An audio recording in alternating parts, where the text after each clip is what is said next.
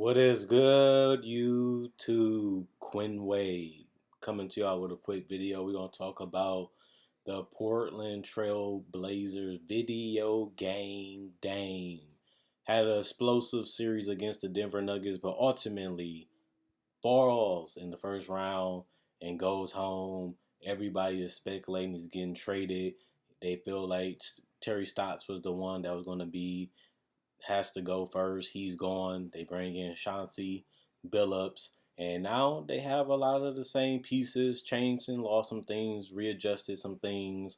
And we can expect this team to be pretty decent. But that's every single year, and that doesn't change. The biggest thing that hangs over this team is video game Dame. If this team get off to a hot start, if this team get off to a mediocre start, if the team get off to a bad start, and they look like they're going in the same direction, is he committed to grinding and riding out this entire season, or will he be gone? They paid him. They felt like he was the guy. They chose him over LaMarcus, and he has led them to the playoffs each and every year that he's been with the Blazers, which has been special and a huge reason why he has so much love and respect in Portland. But he also never got them to the finals, and they also got destroyed in the Western Conference Finals when he got there. So they haven't really even been close to winning a championship since he's been their guy. But they always say if you have one of him, you just need somebody else. They haven't been able to find that second player that can really elevate this team to the next level. They consistently change this team each and every year to change it, adapt it, and now instead of them changing the roster significantly, they just changed the coach.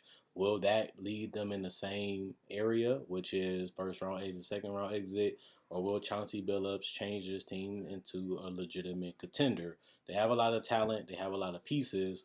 Let's talk about that and see what we can expect from the Portland Trail Blazers this season and video game Dame.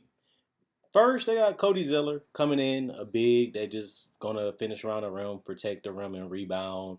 Nothing special, nothing crazy out of Cody Zeller. Just a solid backup center that knows what he is and knows what he's out there to do and is highly effective and efficient in the role that he's presented in. And I don't really see that changing. The best part about him, he has guards that can actually set him up and also can space the floor. So his job would be a lot easier than it was in his other stops, which was basically Charlotte. So I think he'd fit in very well. Watford, we don't really know if he's going to be on the roster or stay. Tony Snell could be good for them. He's just a wing that can give them spacing and shooting.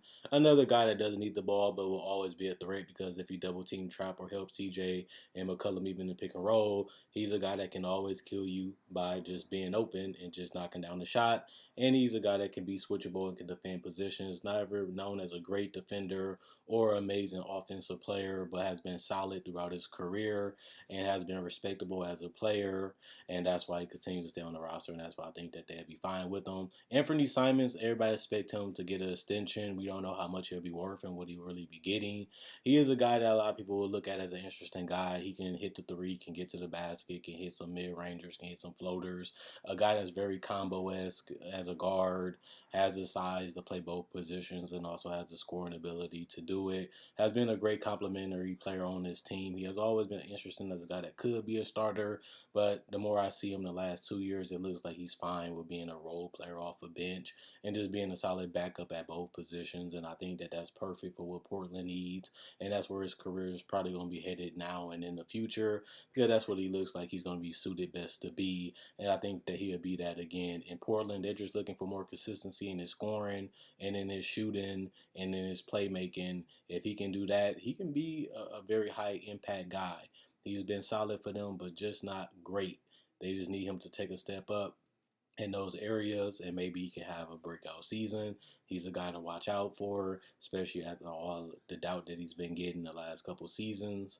Norman Powell got paid. They wanted to keep him around. They made a trade to get him. He fit in well, allowing them to go small, having guys that can handle the ball, score, break down the defense, and really torch lineups with their speed. But ultimately, it just hurted them defensively because a lot of teams in the West can go big, and a lot of teams in the West got great wings that can just shoot over this team and really just make it H. for them defensively, and that was one of their problems with Powell. Even though you don't want to lose him for nothing, and you rather extend him, especially when you gave up assets to get him. They did kind of overpay for what he brings, and they really didn't need a Norman Powell. They needed a legitimate wing because at the end of the day, Robert Covington hasn't really been great for them either. He hasn't really been great defensively. He's been known as a defender, but hasn't really been great as a defender. Hasn't really been great either as a switchable defender. And even though his 3-point shot is a reason why you like him because he can defend, but he also can hit the three, and he doesn't need the ball to be effective.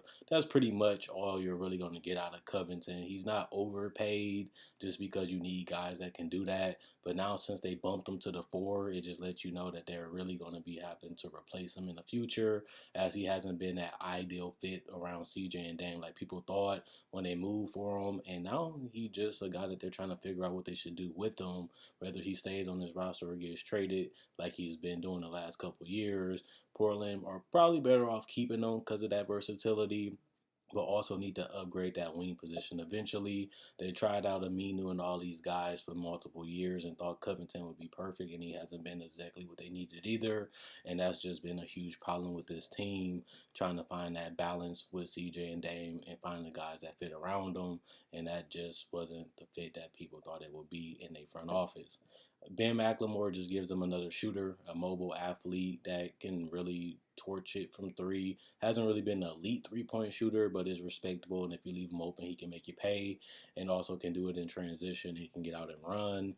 Nasir Little still is raw, still developing, still growing, even in size, but we still don't know what he's going to be. Hasn't really been a great finisher, a great shooter, great 3-point shooter, or anything. So he was very raw coming into the draft, a guy with a lot of upside, but he hasn't really lived up to it yet. So we'll see what he is this season. So we got to be fair with him and give him a shot. Hopefully he grown and developed a lot. If not, he will be a 10th or 11th man on this roster that won't get much playing time like we've seen in the past. TJ Leaf, we don't know if he's going to make the roster, if he's going to be on there, but he's on here now, so we'll see what happens with him. Same with Rondé. They brought him in to give them size at the wing position and some athleticism. Didn't really fill the role perfectly or that great. So he's a spendable player, and he might not even be here, and he might not even be playing for this team. LB, same thing with him. He won't be great, or won't get us a lot of significant playing time on this team. They have so many great guards and wings on this team that I doubt he will even get 15 minutes per game because of it. Marquise Chris, we'll see if he makes the roster. He's worth mentioning because he is a sizable guy, gives them some type of space, and if he can hit his mid-range in 3. But after coming off the injury, really don't know what he can do and what he can bring to the table, as we haven't seen them in months. And even if he does, he's going to be rusty, and he has to get back to form. Best part about him, like I said, he's playing with 2 guards that can set him up and make his job easy. He just has to make the right play, make the right decision, and finish off the plays. If he does that, he can fit on his roster. If not, he'll be fighting to make a roster on another team. Greg Brown won't get that much playing time either. We'll see what he becomes in the league and what his role will be on this team. It's going to be unknown. And Bill Vince, he's worth mentioning, but he might not even make the roster either. So it'll be interesting to see what he becomes with this organization within the next couple weeks. And then that just leaves us with the duo. And they're big. Yusuf Nurkic, Damian Lillard, and CJ McCollum, the bread getters on this team outside of Powell and Covington, the guys that really make this team what they are. And Nurkic has been brought in as this guy that can be the defender, a guy that can set screens and get these guys first steps and ability to get the opponent beat off the dribble, which makes Dame and CJ and Powell and those guys' job easier offensively. But he also can finish in the paint, hit a mid-range, hit a 3 every blue moon, and rebound. But he hasn't really been motivated. He always injured in crucial parts of the team's success because either he's injured when the playoffs are starting, injured before the playoffs start, and that really hurts their chemistry. And then they have to plug him back in. Then they got to get him back healthy. Then they got to demand a lot from him when he's coming off of lower leg injuries, which is hard for a center to do in the first place. But that's what he continues to put himself in, even though it's not his fault. Injuries happen all the time. It just his injuries are coming at the wrong time. Even though this team has been able to be successful without him and been able to make the playoffs without him, they still need him to be healthy as they're paying him, and they really do need a legitimate center. And he does fill the starter requirement at that position, but he's just been too inconsistent offensively and not motivated. And defensively, he seems like he's taking a step back too. And on top of that, he's always injured at the wrong times. And then that just leaves us with Dame and CJ. I really have no problems with Dame and CJ as a duo, as they're just not good enough. Especially when you have Dame that's a top 10, top 15 player, and CJ that's a borderline all-star player. Usually that's not a recipe for success. Usually that's not a recipe for a championship, and that's why they continue to find themselves in this predicament where they're good, they're a respected team around the league, but until you find a legitimate superstar or a legitimate all-star to go with them or replace CJ with one, they're going to continue to be a first round, second round out team just because they have a lack of elite talent and scores on this team. CJ got off to a great start, so did the Portland Trailblazers, becoming an all-star caliber player last season, but injuries has been a problem with him with his lower body, just like Nurkic. He's been able to stay more healthy, but he also missed seasons earlier in his career because of it, and it ended up hurting him at the wrong time just because they could have had a chance to have a top record, but instead they had to literally try to play the last couple weeks to lock up a top 6 seed in the West, which they did, but it also failed on them because they ended up getting a matchup against Denver, which they got torched basically the whole series. And that's another problem with this team defensively. They two best players aren't great defenders, plus they don't have any great defenders on this roster at all. And Dame has led by example by scoring, taking over games, playmaking, and doing everything he can to give his team a chance to win, which he has done because they've been in the playoffs every single season that he's been there. And he's been the reason why they continue to fight, never give up, and quit, just because he won't allow them to do it. And if they don't do it, he's going to do whatever he can to get them to the W. And he has done that throughout his career and has took it to another level the last 3 years. And that's why he's always in the conversation for MVP throughout the season, even though he never finishes in the top. He's always in that conversation, and eventually he might finish in the top if he continues to do it, if he can do it throughout the rest of the entire season. And that's what we have to see. He has those moments, he has those phases when he does it, but he just doesn't do it consistently throughout the whole season. And if he does that, he can be a top 3 MVP candidate again. And we'll just see if he's able to do that. But the core problem with this team, we'll see if Chauncey Billups can fix. Can he fix their defense? This team is a walk-in 100 points. You can score 100 points on this team easy.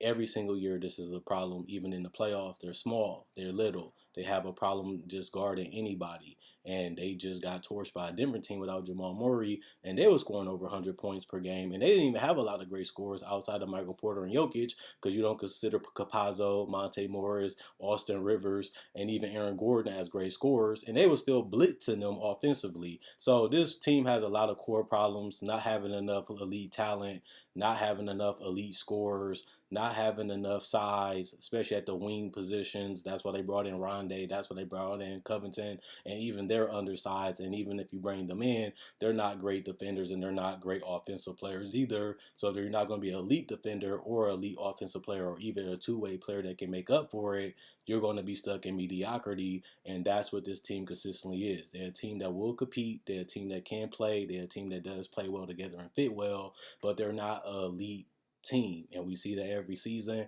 I don't think that that's changing. We can try to see what Chauncey Billups is trying to integrate, what he's trying to do, what he does with the offense, what he does between CJ and Dame, how he uses the talent that he has on his roster, which does fit what they're trying to do. But ultimately, inherently, they have the same problem that will curse them again this season unless they make a trade, either getting rid of Dame and try to hit the reset button, or even just keeping Dame and trying to make another trade to get somebody else in. The problem is we don't know who's going to come available. And on top of that, we don't really know, will they be the perfect fit? Aaron Gordon would be better for them defensively, especially over Robert Covington, but he won't give them much offensively. But they decided to just stay and go for Powell, who gave them more offensive punch, but also didn't really give them much outside of that. And that's why they're seeing themselves in the same predicament again that they found themselves in the Brandon Roy era, and also the era with LaMarcus Aldridge, which led to this era, which gave them the first or second round exit each and every year because they still lack a superstar on both ends of the court. And even if you count Dame as a superstar offensively, he will be considered one because he's just that elite at it. But he also don't have another player that's just as good as him offensively, or even gives him a lot of elite talent throughout the roster. He has a lot of good players, a lot of solid players that fit him, but that's it. And if you don't have enough elite talent around the team, you're going to lose to the elite coaches and the elite teams and players each and every season. And that's what they continue to be, and that's what they continue to do. And I don't see that changing this year, even with the new head coach. But they still will be interesting to watch, not just because Dame might leave, but because Chauncey Billups gives you a reason to figure out what they're going to be. We don't know how they're going to play. We don't know what they're going to try to run, what they're going to try to do. And we have never seen Chauncey Billups as a head coach, so that's going to be something interesting to see anyway.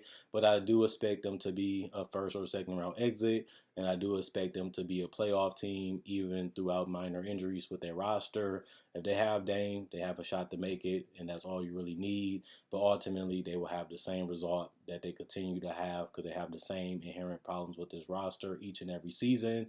And if they don't fix it or change it, they're going to continue to have the same loop, which is the same thing they got. Make it out of the first round, that's a success. Make it further than that, that's a blessing. But usually it never happens for this team because they're either out of the first or the second. Last year it ended up being the first. I can see that happening again because how good and competitive the West is. And either teams are either better than them or at the same level. And if you're not going to be able to match up or defend, you're going to be the team that gets put out. And that's what we seen with Denver do them to last year. And I definitely can see it happening again. You might not like what I'm saying, but it's factual and it's true. Just look at the numbers, look at the stats, and look what continues to happen to this roster and this team. Even if you change the rotations, even if you change the talent, even if you change the coach, the results are still the same. And that's what's going to continue to happen to this team this year. And I don't think that's going to change until they change the main core of this team. And if they don't do that, they're just going to be stuck in this loop until they finally break it up. But other than that, that's what I expect from this team. If you're a Portland fan, you know I'm telling you the truth because you done seen it just like I have each and every season.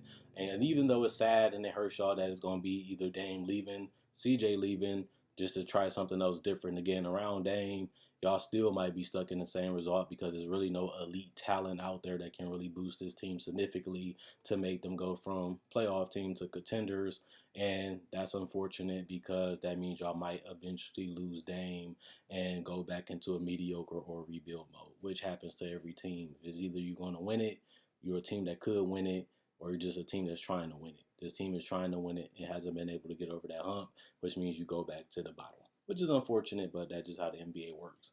Other than that, Quinn Wade, Basketball Analysis signing out. See y'all tomorrow, hopefully, and enjoy the rest of y'all day. The weekend is here. Stay blessed. Do y'all thing. See y'all tomorrow.